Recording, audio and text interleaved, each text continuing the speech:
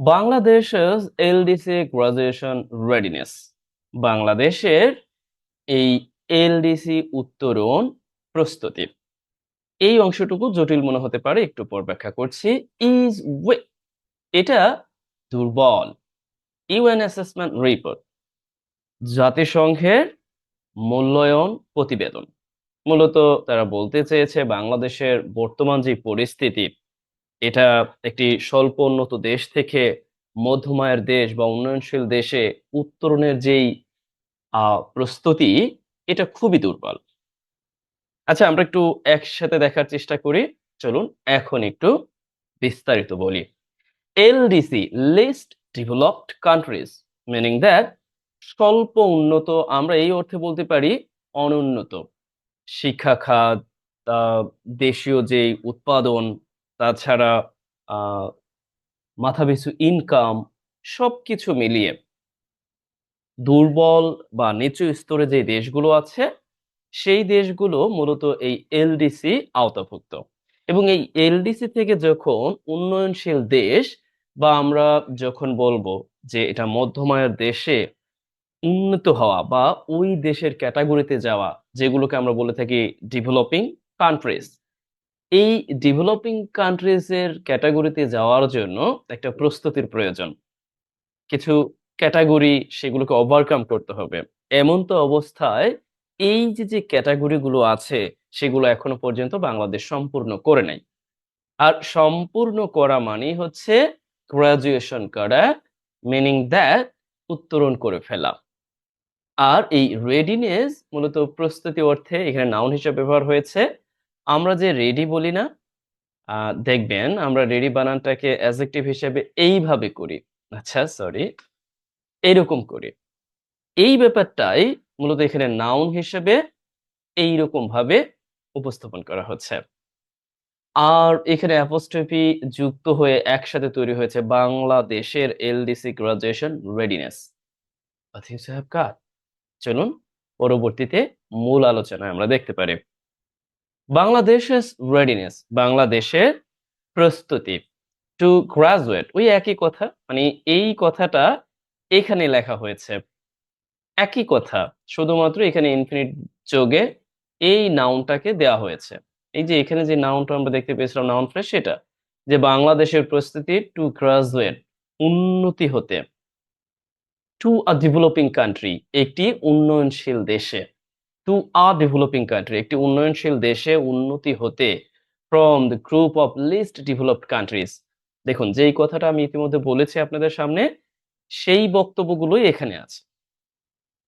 তাহলে আমরা আবার একটু দেখি যে বাংলাদেশের প্রস্তুতি টু গ্রাজুয়েট, উত্তরণের বা উত্তরণ ঘটাতে, টু আ ডেভেলপিং কান্ট্রি, একটি উন্নয়নশীল দেশ থেকে উন্নয়নশীল রাষ্ট্র, একটু উন্নয়নশীল রাষ্ট্রে উন্নতি হতে, from the group of least developed countries, আমরা বলতে পারি যে স্বল্প উন্নত দেশের ক্যাটাগরি থেকে।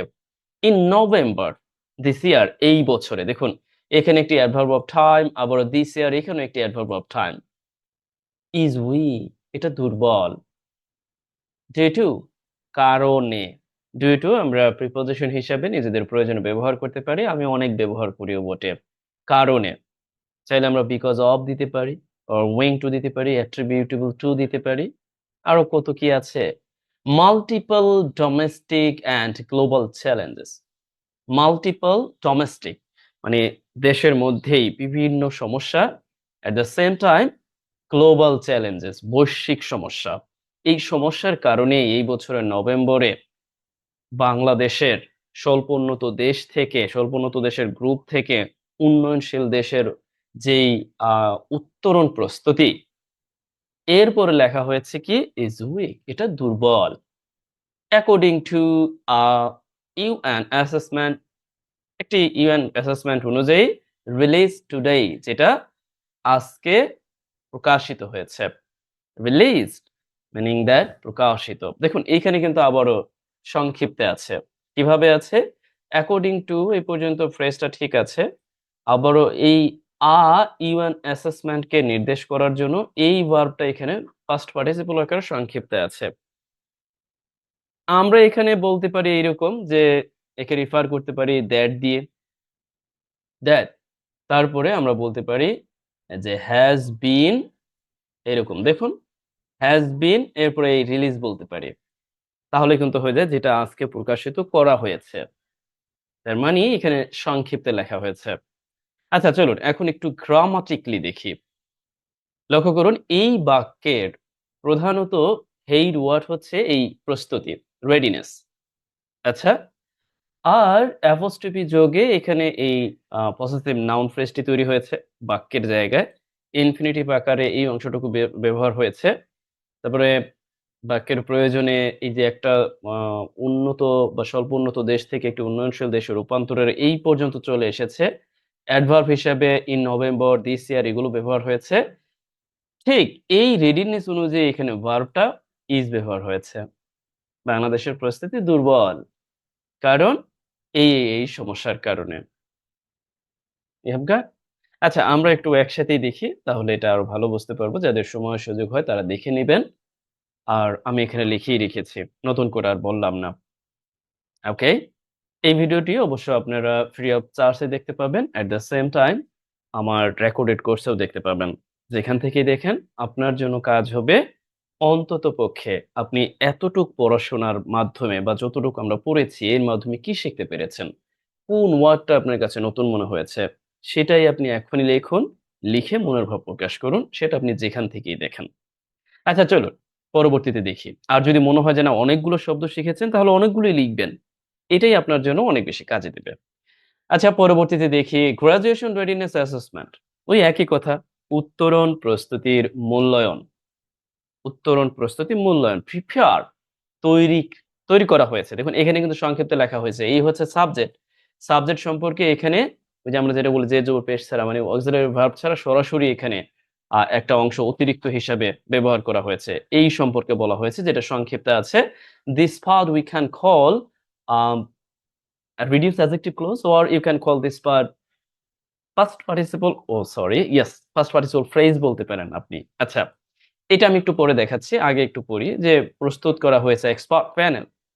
এক্সপার্ট প্যানেলের দ্বারা এটা প্রস্তুত করা হয়েছে একটা বিশেষজ্ঞ দল অফ দ্য UNOSRLLS মানে এই এদের দ্বারা এটা করা হয়েছে। And while যখন the country meets graduation criteria উত্তরণের মানদণ্ড পূরণ করে significant risks remain, meaning that এখনো পর্যন্ত আমাদের দেশের সিগনিফিক্যান্ট উল্লেখযোগ্য ঝুঁকি রয়েছে। দেখুন এখানে এই রিমেইনটা ব্যবহার হয়েছে অনেকাংশে কেমন মানে রয়ে যাওয়া অর্থে, থেকে যাওয়া অর্থে আমরা intransitive verb at the same time linking verb হিসেবে নিজেদের প্রয়োজনে ব্যবহার করে থাকি। এইখানে মূলত এই অংশটা কিন্তু অতিরিক্ত। এই অংশটা ধরুন আমি এখান থেকে উইথড্র করে দিচ্ছি। এখন একটু পড়ি। এখানে বলা হচ্ছে এই যে উত্তরণের প্রস্তুতি মূল্যায়ন সেটা দেখায় যে এরকম অর্থে দেখায় যে যখন বাংলাদেশের এই যে উত্তরণের মানদণ্ডগুলো আ ঠিক যখন আ পূরণ করা বা যখন পূরণ করবে ঠিক তখন উল্লেখযোগ্য ঝুঁকি রয়ে গেছে। আচ্ছা এটা আরো সুন্দরভাবেও সাজানো যায় অবশ্য। আমরা ঠিক ওই অংশটা দিয়ে দেই যে অংশটা বাদ দিয়েছিলাম অতিরিক্ত তথ্য হিসাবে। আপনি এটা বলতে পারেন যে একটু আগে আমরা দেখেছি। আপনি এই অংশটাকে that দিয়ে যুক্ত করতে পারেন। তারপরে বলতে পারেন যে was prepared by an expert panel মানে একটি বিশেষজ্ঞ দলের দ্বারা এটা করা হয়েছে। আমরা যদি একটু একসাথে দেখি এখান থেকে আপনি দেখে নিবেন দয়া করে এই জায়গা থেকে, কেমন? আর যে শব্দ এতটুক জায়গা থেকে শিখেছেন সেটা আপনি কমেন্টে অবগত করুন। চলুন পরবর্তীতে দেখা যাক this include যার মধ্যে রয়েছে আমরা বলতে পারি বা এইটা ইনক্লুড করে বা এটা অন্তর্ভুক্ত করে the loss of trade preference। এই ট্রেড প্রেফারেন্স যেই বাণিজ্যিক যে সুবিধা সেগুলো যে হারিয়ে গেছে সেই হারানোর ব্যাপারটা, ম্যাক্রো ইকোনমিক প্রেশার এবং সামষ্টিক যেই অর্থনৈতিক চাপ, fiscal year and financial vulnerabilities এবং একই সাথে রাজস্ব ও আর্থিক ঝুঁকি এবং দুর্বলতা, ক্লাইমেট রিস্ক এবং জলবায়ু ঝুঁকি and weak industrial coordination. At the same time দুর্বল প্রাতিষ্ঠানিক সহযোগিতা। বা সমন্বয়, এই সবগুলোই হচ্ছে এই ঝুঁকির মধ্যে অন্তর্ভুক্ত। তাহলে আমরা একটু একসাথে দেখি। এইখানে আছে, আপনি দেখে নেবেন। এই ইনক্লুডটা মূলত আমরা ইনক্লুডিং ব্যবহার করি না, তার এখানে ভার্ব ফর্ম যেটার মধ্যে রয়েছে বা এই সমস্যাগুলোর মধ্যে রয়েছে এই যে লস অফ ট্রেড। আচ্ছা, যারা মূলত পরীক্ষা দিবেন, রিসেন্টলি পরীক্ষা বসবেন, ব্যাংক তাদের ফোকাস রাইটিং এর অংশ হিসেবে, বা যারা কম্পোজিশন রাইটিং করবেন একেবারে ম্যাক্রো লেভেলে, তাদের জন্য বিশেষ করে এই এলডিসি ব্যাপারটা খুবই গুরুত্বপূর্ণ। আর এমন তো অবস্থায় এই ব্যাপারগুলোকে আমরা গুরুত্ব দিতে পারি। Macro economic pressure, what are the macroeconomic pressures and the fiscal or financial vulnerabilities, and রাজস্ব ও আর্থিক ঝুঁকি ও দুর্বলতা, climate risk, we know well, what's going on around the world and Bangladesh facing আহ ও আচ্ছা, অ্যান্ড উইক ইনস্টিটিউশনাল কোঅর্ডিনেশন, এই ব্যাপারটাও আছে বটে। আমরা সবগুলো ব্যাপারকে সমন্বয় করে নোট করতে পারি, নিজেদের প্রয়োজনে এগুলোকে বারবার ব্যবহার করতে পারি। একসাথে তিন মানে কেমন জানি এক ঢিলে তিন পাখি মেরে ফেলার মতো পরিস্থিতি।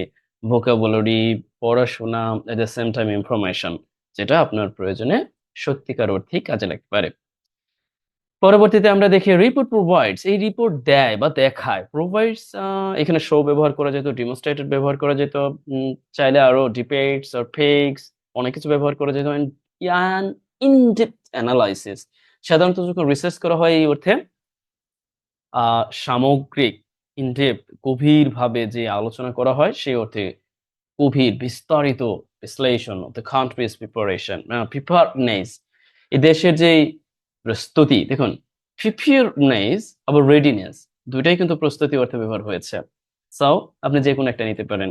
দেশের প্রস্তুতির গভীর বা বিস্তারিত বিশ্লেষণ, and to manage the transition, এই ট্রানজিশন, এই যে ট্রানজিশন মিনিং দ্যাট এই গ্রাজুয়েশন, এই গ্রাজুয়েশনটা সম্পর্কে যে প্রস্তুতি বা এই ব্যাপারটাকে, ও টু ম্যানেজ মিনিং দ্যাট মোকাবেলা করা, দ্য ট্রানজিশন এই উত্তরণ পরিস্থিতি, ইনডেপথ বিশ্লেষণ দেয়, ফোকাসিং, এটা বড় প্রেজেন্ট পার্টিসিপল হিসেবে এখানে সংক্ষেপণ করে দেওয়া আছে। যারা আমার ভিডিও নিয়মিত দেখেন এরা ভালোই জানেন যে ফোকাসিং অন, যেটা দৃষ্টি নিবন্ধন করবো, the impact of withdrawing LDC specific support measures. LDC তে থাকায় বাংলাদেশ কিছু সুবিধা পায়, সেগুলোকে একসাথে বলা হয়েছে এলডিসি স্পেসিফিক সাপোর্ট মেজার্স। সেখান থেকে উইথড্র করে নেওয়া, তার যেই প্রভাব, প্রত্যাহারের প্রভাব এলডিসির সাপোর্ট মেজার্স থেকে, অ্যান ইনস্টিটিউশনাল রেডিনেস, একই সাথে প্রাতিষ্ঠানিক প্রস্তুতি, টু সাস্টেইন ডেভেলপমেন্ট গেইনস, এবং উন্নয়ন বজায় রাখা, উন্নয়ন ধরে রাখা, এই ব্যাপারে সবকিছু মিলিয়ে এখানে বিশাল একটি বাক্য ব্যবহার হয়েছে।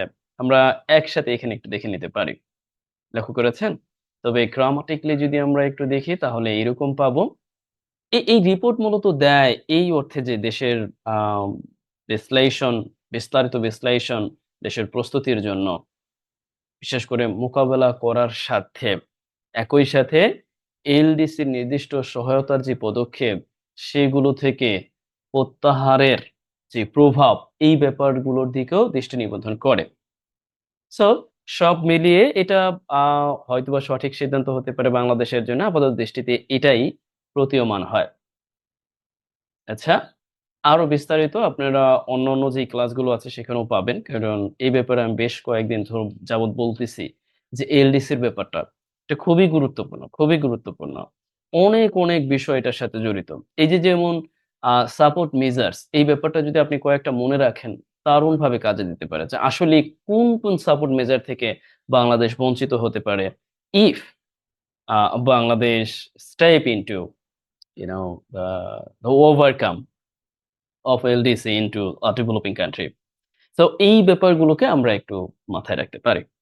চলুন আমরা পরবর্তীতে দেখি।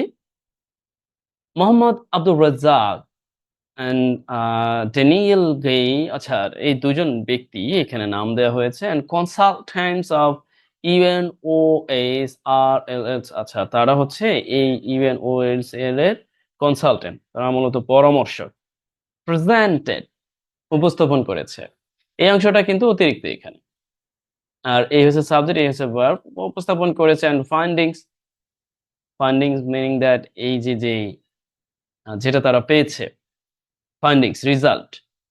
ফান্ডিং, কনসালটেন্ট মিটিং, আচ্ছা তারা একটা মূলত ফলাফল বা তথ্যসমূহ উপস্থাপন করেছে এট এ কনসালটেশন মিটিং, একটা কনসালটেশন মিটিং এ, মিনিং দ্যাট একটি পরামর্শ সভায়, ওয়ান গ্রাজুয়েশন রেডিনেসের উপর অর্গানাইজড, যেটা আবারও